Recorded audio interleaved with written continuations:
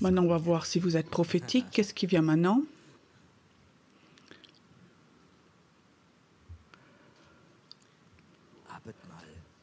La Sainte Seine. Qu'est-ce que c'est la Sainte Seine?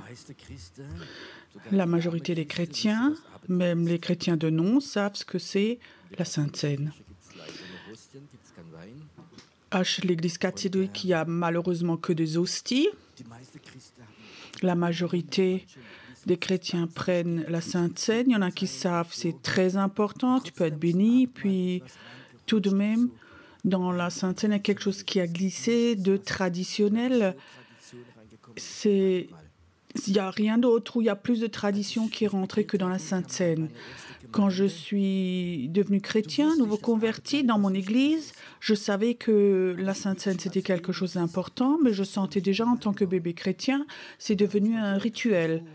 On appelle les anciens devant, il y a 3-4 versets bibliques, ils les prient, et après le vin passe, le pain, mais il y a plus. Mais je me disais, il doit donc y avoir plus quand même. Vous aussi, vous pensez qu'il y a plus? Mais on n'avait pas tout à fait trouvé la clé pour ça. Je crois que la bonne clé pour la Sainte Seine, on la verra seulement au ciel, parce que lui a dit, nous, on va plus boire et manger jusqu'à ce que nous, on fasse ça en haut, au ciel.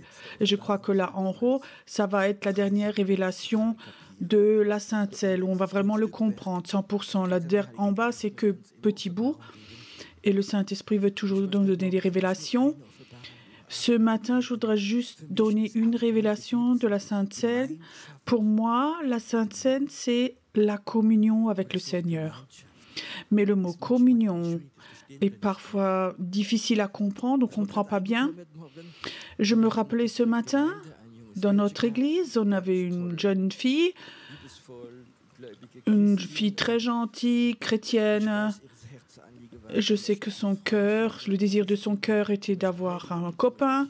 Elle voudrait se marier, avoir des enfants. Ce qui est un besoin, une demande légitime. Même beaucoup de gens ont prié pour elle parce qu'elle était jolie, elle avait un bon boulot. Mais maintenant, elle doit donc trouver quelqu'un. Et effectivement, je ne sais plus comment, quelque part d'une autre église, elle trouvait quelqu'un, un jeune homme, beau, gentil, croyant, chrétien, il vient d'une bonne famille. On s'est tous réjouis avec elle. Et alors, ils se sont rencontrés, ils ont appris à se connaître, et waouh, toute l'église s'est réjouie, c'était beau. Mais après 8 jours, je l'ai vue, elle n'avait pas l'air tellement heureuse que ça. Et après 10 jours, elle me dit, elle a arrêté cette relation. On était tous choqués, parce que ce jeune homme était très sympathique, il avait bonne allure. Et alors elle me raconte, tu sais, j'en pouvais plus. Après 10 jours, j'étais épuisée. Alors je dis, mais pourquoi? Tu sais, il était gentil et tout, mais il n'arrivait pas à m'écouter. Il n'arrêtait pas de parler. Il faisait que de parler. Alors quand on se rencontrait pendant 2 heures, pendant 1h50, il ne faisait que de parler. Il n'arrivait pas à écouter, il faisait que de parler. Et alors tous les soirs, il me téléphonait pendant presque 2 heures. Il n'arrêtait pas de parler. Moi, j'étais fatiguée, je voulais dormir. Il n'arrêtait pas. J'arrivais même pas à parler entre ces mots. Après 10 jours, elle était épuisée, elle n'en pouvait plus. Elle voulait plus rien savoir. Elle n'arrivait pas à être en communion avec lui, il n'écoutait jamais. Maintenant, commençons à réfléchir. Est-ce que ça se pourrait aussi par rapport au Seigneur? Waouh! Qu'est-ce que nous, on peut raconter au Seigneur? Toute la Bible, on peut lui donner un enseignement biblique. 。 . 。 . . . . . . . . . . . . . . . . . . . . . . . . . . . . . . . . . . 。 . . . . . . . . . . . . . . . . . . .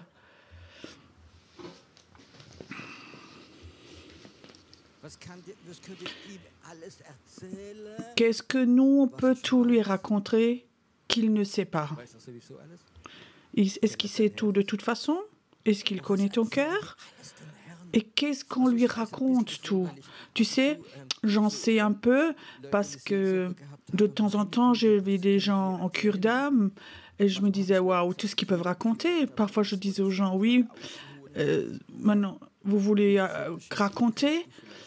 Alors, je disais, j'ai des rendez-vous, j'ai pas le temps. Est-ce que tu pourrais courtement me dire ou plutôt m'écrire? Et il y a des gens, tu sais, ils m'ont écrit 5 pages. Ils ont raconté toute leur vie. Et j'ai souvent lu la première phrase et la dernière, ça allait plus vite. Imagine si toute la journée, je lisais comme ça des CV de tout le monde.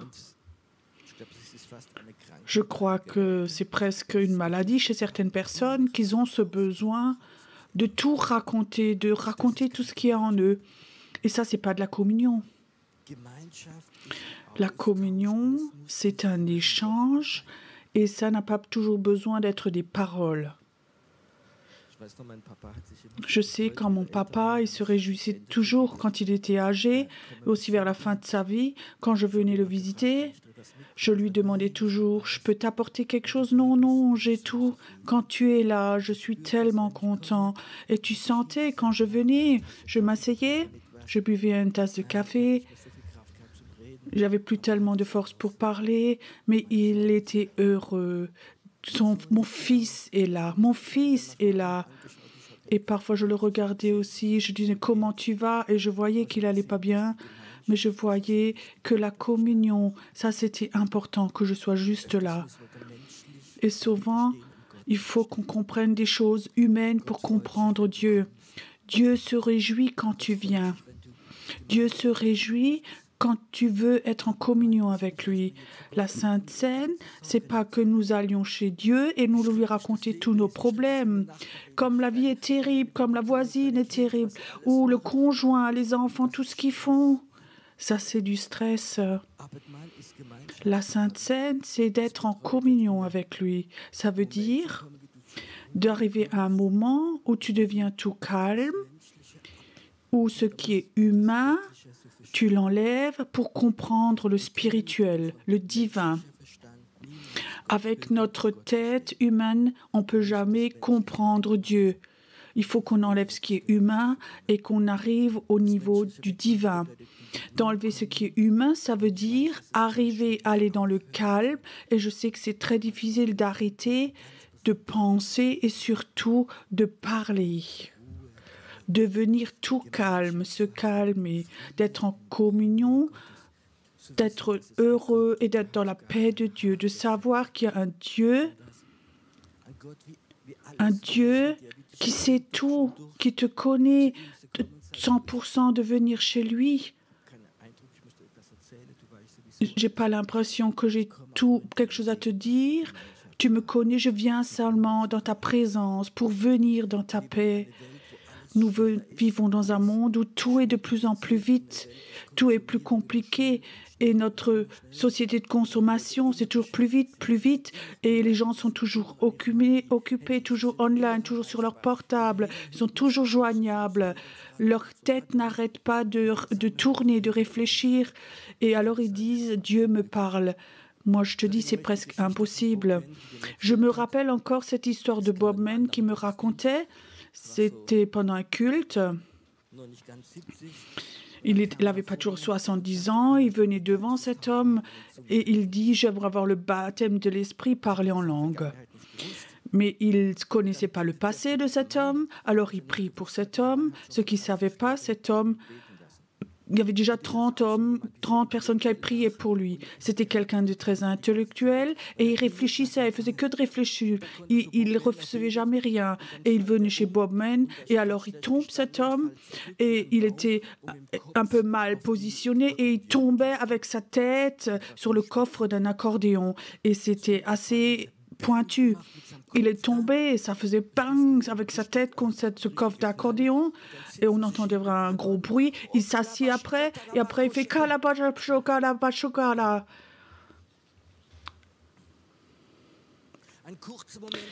Un court moment, ses pensées étaient arrêtées et le Saint-Esprit pouvait vite rentrer en lui. Oui, et après ce test, on avait 3-4 marteaux en plastique et les anciens vont prier et ceux qui font de l'ordre vont taper dessus. Non, non, c'est de la blague, c'est de la blague, c'est de la blague. Il y a des gens, ils ne comprennent pas les blagues. Il y a des chrétiens, ils ne savent plus rigoler. Il y a des chrétiens, ils ont de l'arthrose dans la mâchoire. J'étais invité en France pour prêcher et les gens là-bas ne savaient pas que j'étais français. Et quand j'ai rentré, quand tu rentres dans l'église, c'était une tradition. Ils avaient comme ça des grands drapeaux, France et de l'autre côté un Allemand. Donc c'est une église française et les gens pensaient que j'étais allemand. Je voulais commencer à prêcher. Les enfants étaient aussi dans l'église et ils étaient assez bruyants. Et je disais, dans notre église, quand les enfants font du bruit, on les met souvent au congélateur. Alors, il y a des gens, ils ne comprennent pas les blagues. Devant moi, dans la première rangée, il y avait 2 personnes âgées et elles disaient « Et les Allemands sont toujours encore comme ça ?»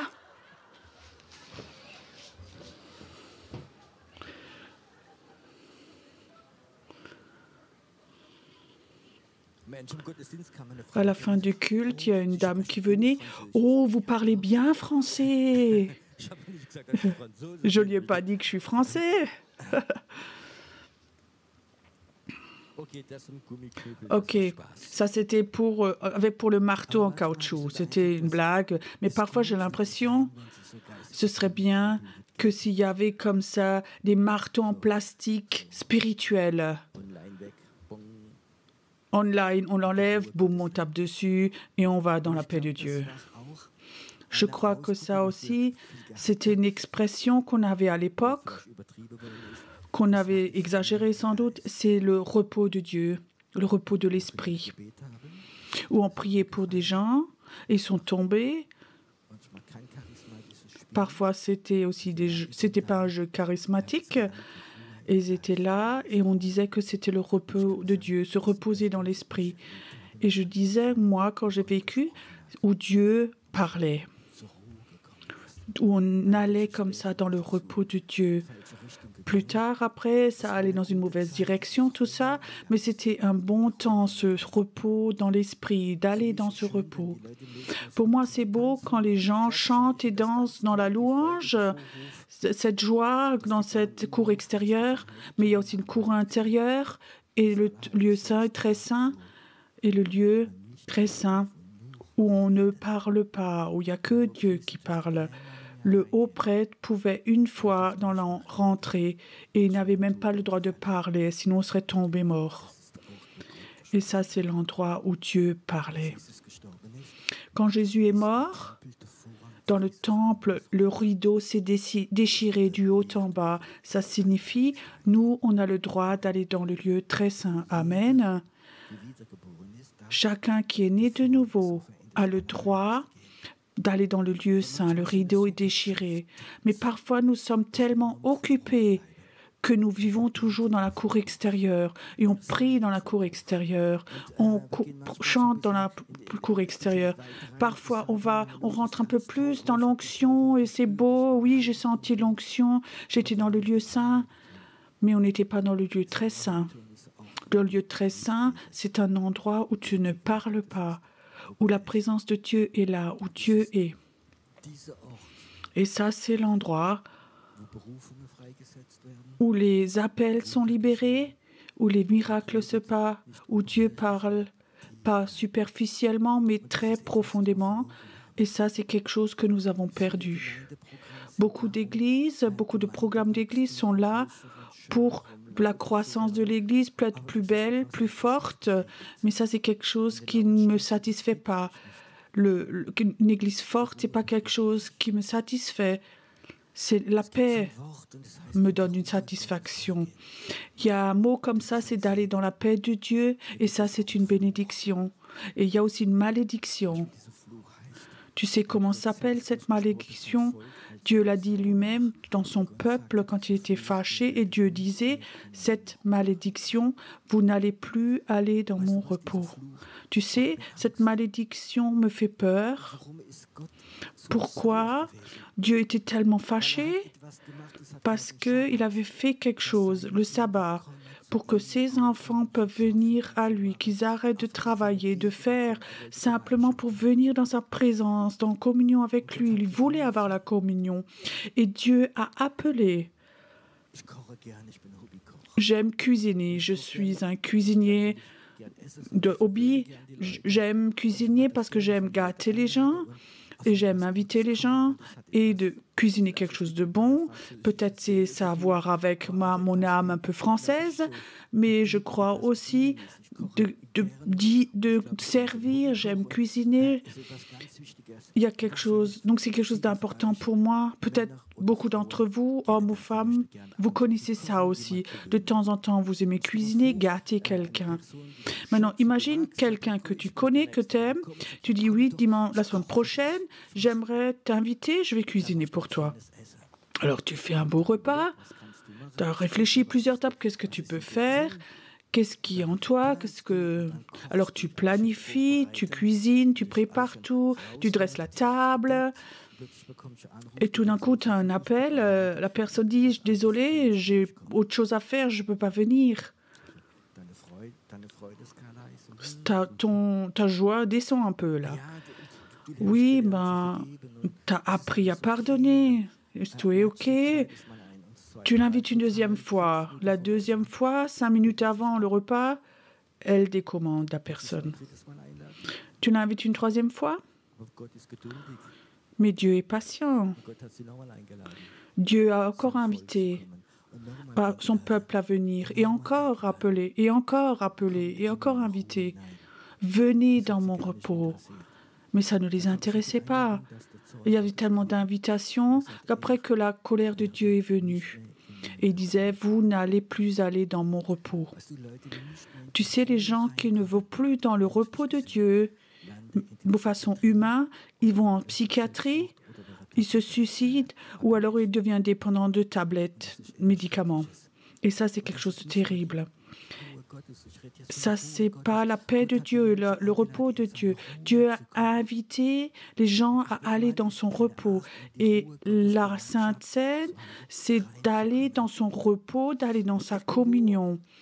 Et quelque part, je ne veux pas critiquer maintenant, mais parfois j'ai un peu peur que tellement d'églises, il y a tellement de programmes d'églises basés sur des activités. Il y a tellement de programmes que c'est important d'avoir une super musique, super qualité, comme dans le monde, avec un super décor et tout. Les gens sont super enthousiastes, c'est comme un concert de rock, c'est vraiment super, mais quelque part, les gens n'arrivent pas à aller dans le repos de Dieu. Et si on fait des prêches, ils s'endorment. Je crois que parfois, Dieu peut être fâché ou colérique quand on est invité d'aller dans son repos et qui dit « J'ai pas le temps, Seigneur ». La famille, enfants, construire une maison, acheter une voiture, les crédits, les papiers, et après le programme d'église où je suis actif. Et il dit, stop, j'aimerais que tu viennes dans mon repos, je t'invite. J'ai cuisiné pour toi, mais tu n'as pas le temps. Je crois que parfois Dieu peut être fâché que les enfants ne viennent pas à lui. Et alors tu ne trouves plus ce repos.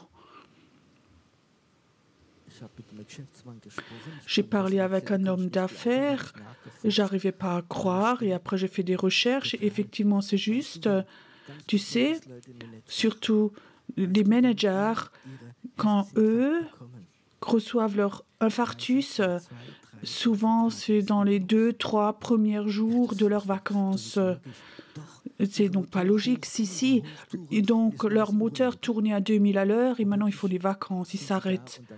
Tout d'un coup, ils sont là et quelque chose explose en eux.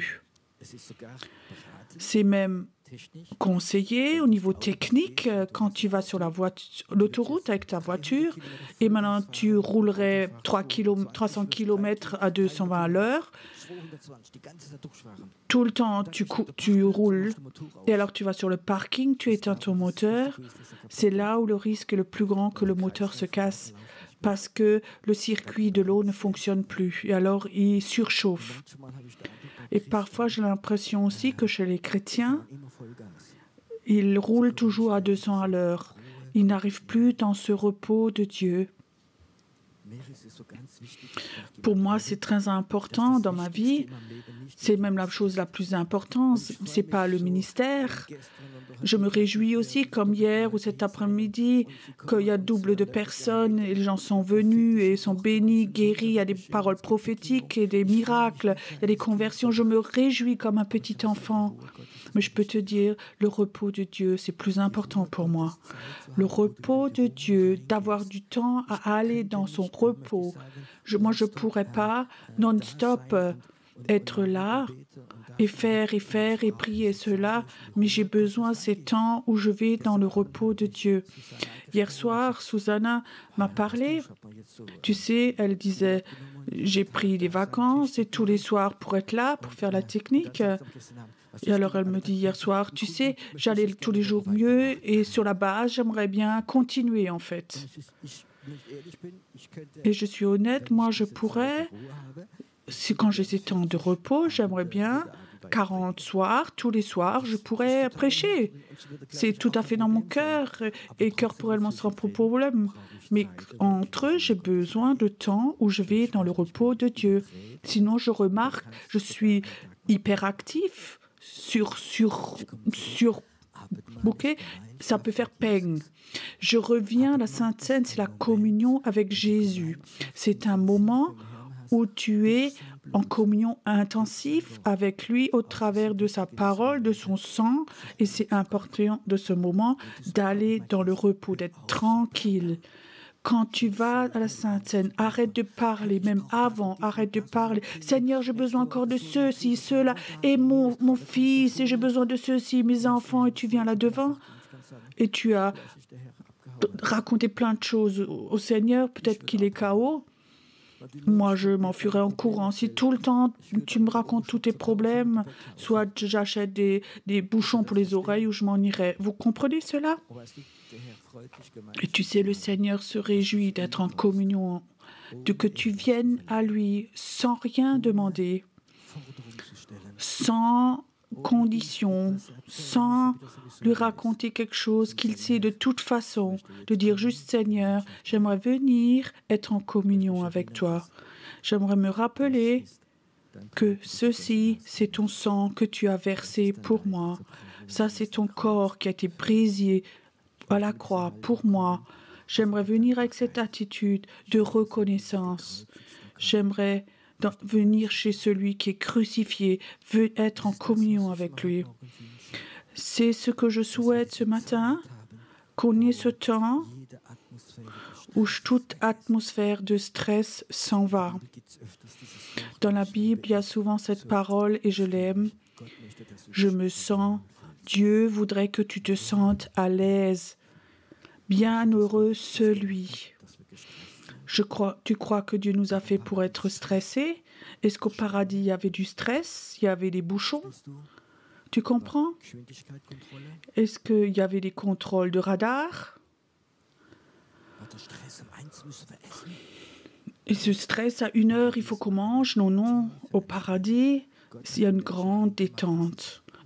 Dieu a mis Adam et Ève là pour qu'ils se sentent à l'aise.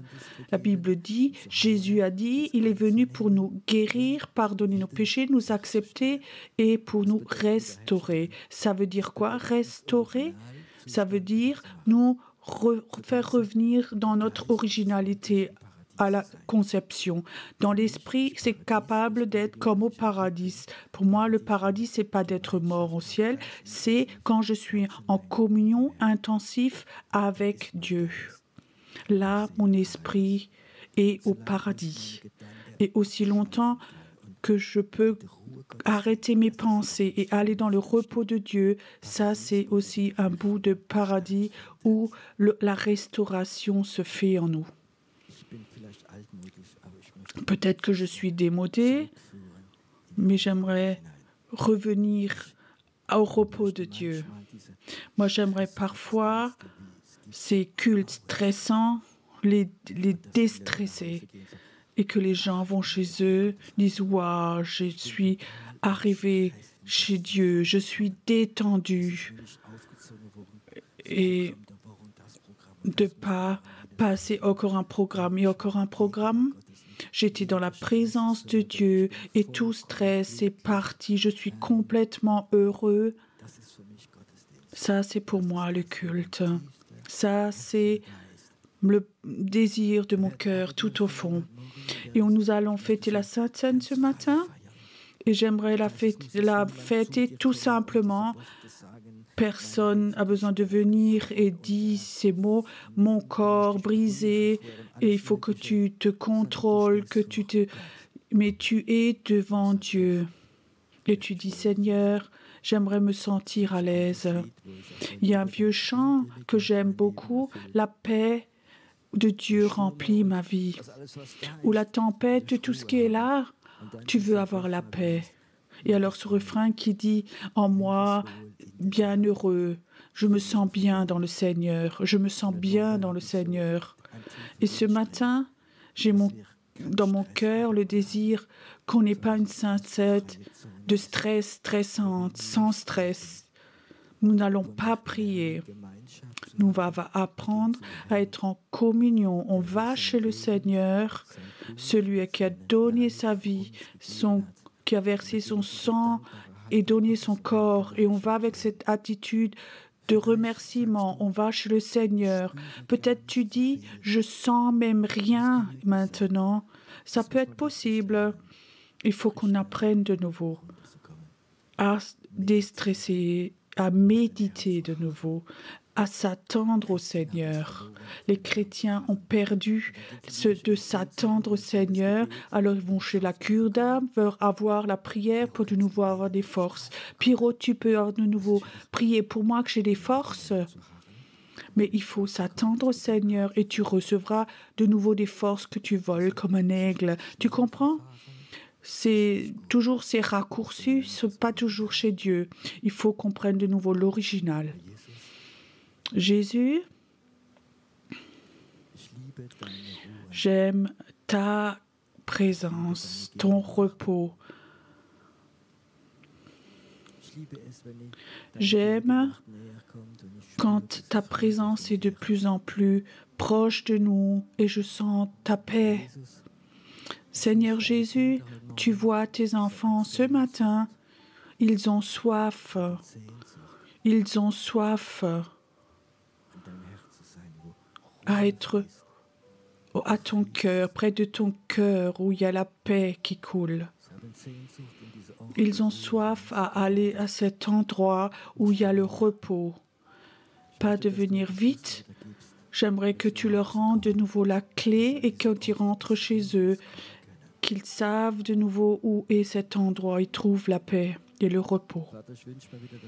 Père, je souhaite de nouveau que beaucoup de personnes qui sont là ce matin, quand ils rentrent chez eux, qu'ils ont un temps où ils fêtent la Sainte Seine tout seuls chez eux et ils viennent dans ton repos.